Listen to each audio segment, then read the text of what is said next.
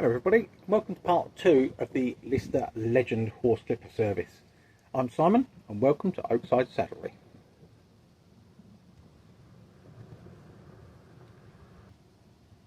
Welcome to part 2. Part 1 saw us taking these Lister Legend horse clippers apart. I'll link that video top right of your screen somewhere. If you didn't watch that and you fancy having a look at first of all how they come apart, then obviously feel free, go and have a look at that, and then come back here and look how to put them back together again and look at all the bits that you've managed to save. So we've cleared these all out. Got all the grease that was all jammed up in here and up into there, cleaned all that out completely, so there's nothing in there now. Outsides are all done, everything looks good. We've given the motor a blowout. Clipper head's all cleaned out as well. We've got all the excess grease that was all jammed into here and pulled that all through. Quick cleared up of the blades, they're going for sharpening, so I don't need to worry too much with them. Air filter, I don't remember what it looked like last time, but you can actually see through it now, so it might let some air through, you never know. Tensioner, leave that again, don't need that. So let's have a look at this thing first and getting this back together. First part then we're going to want is this half, because this is the half with the cable clamp on it. Can you hear that wind? It's still really windy.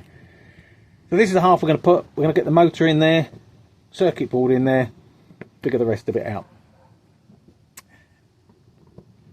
The thermo fuse, this is the thermo fuse here, it's got to sit through that hole, so that's our first part we're going to look at. The motor's going to go in. We've got a little bearing on the end of there, there's a bit of muck on the end of that because these don't get cleaned and washed like the rest of it. I'll just give them a swipe up. Put that on there. So the bearing feels good, but the motor itself is a little bit stiff, so I'm going to put some cleaner in there and just clean them up first before I start doing it. So it's only a simple contact lens cleaner. Contact lens cleaner. Anyone think of contact lens? Contact cleaner. You know, a little spray just in there. Swirl around. A little spray in the back there where the commuter ring is. Feels better already. I can feel that now going. I'll give that bearing a little oil. There's another bearing at the back there as well, probably. Yeah, little bearing back there, so we'll give them a little oil as well. Get rid of that little bit excess cleaner there. These things always go cold on your hands, don't know why. There'll be something in them, alcohol in them or something that makes your hands chilly. Anyway, chilly hands. Right. A little bit of oil in here then, so we only want it on the bit that's going to move, which is just that edge there. We don't want the whole thing to move. Get that worked in. Once it's in there, we're going to take off any excess. And then paper towels again, as always. Get rid of that crap that's in there as well.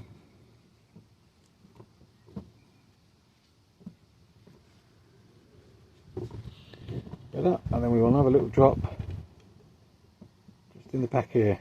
This time we need to turn the whole thing.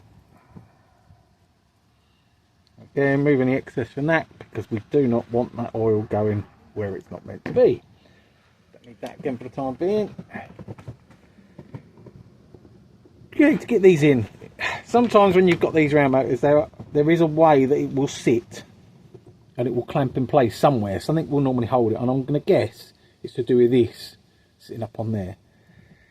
So first up then, just want to see which way the wire's going. What I don't want to do is force it in the way it didn't go, because you're just stressing any of these little wires. So that's going to be that way round. So this is going to sit there somewhere, and this circuit board is going to sit into the moulded pieces at the bottom there. That's it. Wires, they was turned up into here, there, and then the clamp, going to get the clamp the same way again, just sits there with that cable sheath over the top. So that's where that's at. This is the same as a lot of common parts. They share the same parts from different clippers. So, I just realised I didn't want my screwdriver from last time. I don't want to go putting air back all over it. They use the same parts on lots of different clippers. So the cable clamp on here is actually the same as some of the other Lister clippers. Perhaps some of the other parts as well. They just sort of saves them on parts, doesn't it? Interchangeable as it goes. So again, just easy as it go on these, because I don't want that, because that one's just gone a little bit tight. So I'm just going to unscrew it till I feel that click. There it was. Now it goes in a bit easier. I don't want to force one in, because if you force it in, what you do is cut a new thread. These are all self tappers, so when they make these, there'd be no thread cut at all, and as they put the screws in, the screw cuts the thread. So that's self tapper. Good. So motor's sitting quite happily there. Let's have a little twiddle with it, see if it moves to move anywhere. It goes. So that's now not moving, which it would do, because there's a little rubber ring that needs to go on there before I put it in. These are not large. They just sit into these points here. A little rubber O-ring just sits on there. Okay, so now let's get that sitting back in place where it was, because it's not right at the moment. That feels good. It doesn't want to move from side to side, so if it doesn't want to move from side to side, it usually means it's clipped into where it should be. Motor's turning fine. Easy enough, isn't it? Switch just sat in the back here. Now it come out easy. What's the betting? It won't go back in easy. Like with most things, it sits in there, into there. If I move it from side to side, yeah, I can feel that's doing it there. So here's a proper safety thing with this double insulated lark. All the electric components are all stored, and everywhere you can touch, you can't get a shock from. So all the time, everything's all intact and not broken. You can't get a shock from them, which is what makes them good and safe, better than having to have an old style one where it might be metal bits on the outside which you could touch, and if they shorted, they'd be live. So easy enough then. So second half then, it's nice and simple on it. It's just going to sit across, clamp into here. It should go in nice and easy. And before I do that, where's the bit of rope gone? There it is. Bit of cord before I go and put it on and then realise I never put that bit back in. That just sat in there. I think I don't know what I'm doing. Ever the professional. There you go. So that's got hold of it. That's in there. Motor turns. We've got 4 little screws that are going to sit into these. So you've got one that sits in there. It goes. One that's down in here. One that's in there. Let's go on in a minute. And one that's in there. Screwdriver goes in, a little loose turn until it drops in place. I just felt that click, nice and loose. I'm not tightening them up just yet. It doesn't like feel like it's in place. There it goes. At all. It goes there.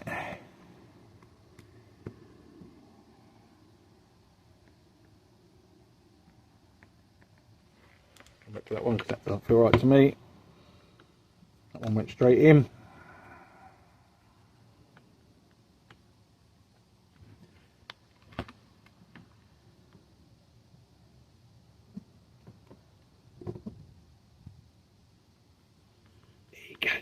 Feels better. So as we're tightening them up now, a bit of pressure on it each time. So I'm pressing in and turning, pressing in and turning, pressing in and turning each time I do it. Don't want to over tighten anything. Don't want to let my screwdriver loose because it'll cam out too early.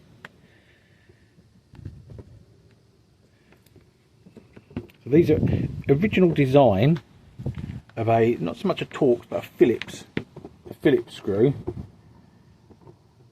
It was designed to cam out. So by cam out, what I mean is these flick over the top of the screw.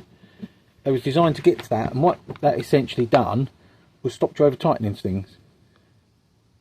So as you tightened it up, it would get to a point and then it would just pop out the top of that thread. I've lost total track here of which ones I've tightened and which ones I haven't, because I keep turning it around, it keeps getting caught. Yeah, so as I turn it, what it would do is go pop, and then it pops over the top of the screw. And then you know you've got the right tension on it. That one's tight. That one's tight. That one's tight. That one's tight. So that's our clippers. essentially back together. The main part done, the motor's done, everything else. What I'm going to do before I do anything with these is just turn them on, just make sure and see what they look like. So, switched off there, just going to plug them in, switching them on, and there we have our things back together. So I'm going to give them a little twiddle because if the cable's damaged, that's usually where it will be. That's good. Switch them off, unplug them, always unplug them, remember. So this part here is going to sit in there, it's nice and simple. So it had grease on it. Doesn't necessarily need grease, but it's a sealed unit by the looks of it, into there, and the only air flow is underneath the bottom there. It goes through the bottom. So all it needs is a little smear on it. Doesn't need much.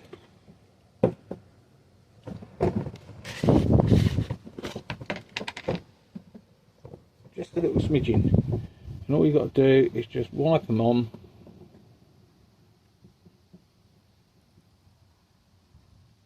Not even keep that on the camera, you never know. And it doesn't have to be all the way around, because what it does is as it turns it will force it around the rest of it. Go get that rid of that on my paper towels.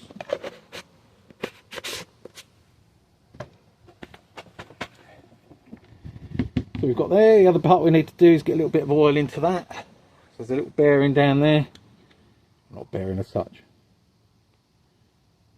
It's the drive shaft of that goes through. So leave it up. It just works the oil through. On these as well, these little ones here, this is a bearing on the end there, a little roller. So I like to get a little drop of oil into there on this end. I can work in. Oh, knocking everything flying at the same time. Don't need any of them tools. So I'm just going to work it in there. But the other thing you also get, there it is. Not sure how well you can see that. There's a little hole just at the top there, and that again allows the oil to get into that bearing a little bit, and then all you got to do is work it round. So what we're doing is working it round as it goes. When you oil your blades, that gets the oil into here really, but just put a bit of oil when you do it before you set them up. Little drop of oil on that, little drop of oil down there, and then you're a bit better off. So give them a clean up. This is going to sit in here. So all it does is sits through into that point there, and we have our two screws with a little spring washer on it. One goes in there. There's a little screw washer on it, which I've now dropped. One goes in there. Clipper head's the same as other makes as well with them. These are onto a brass lock nut inside there, so they're not as bad because they're not self-tappers, but they still want to be good. There's that little bit of horsehair that's come off my screwdriver.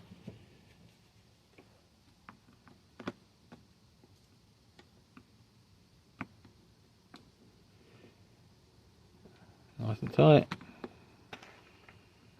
Nice and tight. So coming out, you couldn't really see what I was talking about with coming out on here. So this is Torx, where they've got that cross and then they've got the other separate cross head further back. If the screws have got that sort of bit where it's a cross and then a little smaller cross diagonally over it, it's designed for these screwdrivers. So the idea is when you put them in and tighten it up, if I over tighten it, what it'll do, if you look closely there, what it'll do is it will just pop across the top. So as it's too tight, it will pop over like that. What that is a sign that it's tight enough. So I know people want to drive things tight, so a Phillips screwdriver, which doesn't have that other secondary cross, will go onto there. There are different types, you don't really get them so much. You can get a JIS. Me and me boring bits now. You can get a JIS screwdriver, and JIS is a Japanese standard, but we don't get many Japanese horse clippers as such. In fact, I don't think of any. Don't get me wrong, they're all made in China. No matter where they say they're made, invariably they come from China, or the parts will come from China and might be assembled in the UK. But we don't get many Japanese. But JIS is just a different type. Quite a nice screwdriver, to be honest. Last thing, air filter. Look at that, we can see the blue through it. Sits on the back here, and all it does, lines itself up and clicks into place. There we have it. Our horse clippers, nicely sorted. So I won't put the blades back on because they say they're going off for sharpening, but I will put the tensioner on. So the tensioner, which I'll just throw across the floor at myself somewhere, is tensioner, just a spring, isn't it? These wear out, you can buy these, they're all the same again. Just have a look at that head, they're slightly different on that head. These can pull off. So a lot of people think, oh, if I put that together, like I just had, like that, it'd be fine, but it's not, because that will come off of there. So when you put these on, make sure, or when you're storing them, just put them through, put your blade over the top. I'm having a right old time today, innit? Put it over the top, put your tension head in it, and just leave it on it. And all it means is it will keep that spring intact when you haven't got your blades on. Always take your blades off when you put them away, because what really needs doing, you take your blades off, give them a clean up, so wash them under a tap, get all the hair off of them, give them an oil, and rub that oil all into them. Not into them, but all over them, because it'll stop them rusting. Because if you look on there, can you see all like in here where it's all just starting to pit? So this is where the hair's left on, it's rusted, and these surfaces here are what gets sharpened. So the bits that get sharpened are all of them teeth there, and these little bits at the back here where it's shiny, because them bits sit on the bit here that gets sharpened, and the little pieces back there which get sharpened. If they get all pitted, you don't get a very good run. So when your blades are going, what they're doing is that, not as much as that, but they're doing that sort of motion on your blade. So they need to be nice and shiny. And that's when you oil them, oil there, oil there. I do both sides. This bit here can put a drop of oil on, it's on that bit area. Anyway, you've had a last laugh home. Lister Legend. Lister Legend horse clippers, quite a nice clipper. I quite like that. It's a nice motor. Got a choice between that and a Star, Lister Star. Get them. I don't care if they're much more expensive. Lister Star are no good for a big heavy duty horse clipper.